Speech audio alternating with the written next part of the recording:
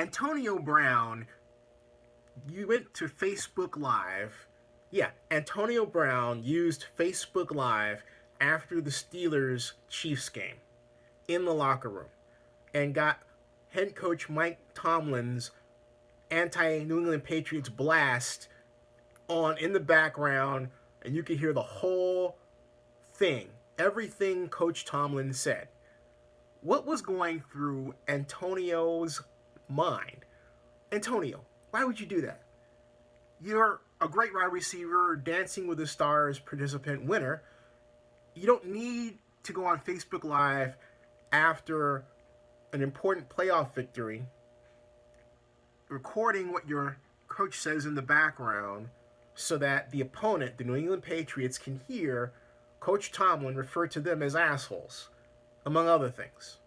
That is, as New England Patriots legend William McGinnis said on NFL Network, not just locker room material, but billboard material. He's absolutely right. Antonio Brown just has to see his face on the camera. And you know what? That comment comes from a guy who sees his face on camera. There are times to vlog and times not to. After you've won a victory is not the time to go on Facebook Live with your vlog and forget that you have other people in the background talking. Not to mention, not just any other person, your head coach, who happens to be in the middle of a speech, which leads to this question. Antonio, why were you not among the flock listening to your coach talk? That means, hey, what Antonio wants to do in terms of going on Facebook Live is far more important than listening to his head coach, Mike Tomlin, give a post-game speech to rally the troops, right? Antonio was completely out to lunch with that. Completely out to lunch with that. And now, what he's done is all over the place.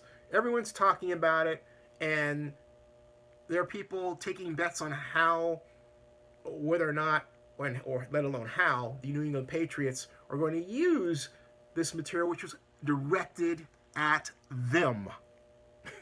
Okay? It mentioned them, but the bottom line is it was captured by Antonio Brown. Some other person might think, well, gee, was Antonio Brown a double agent in another life?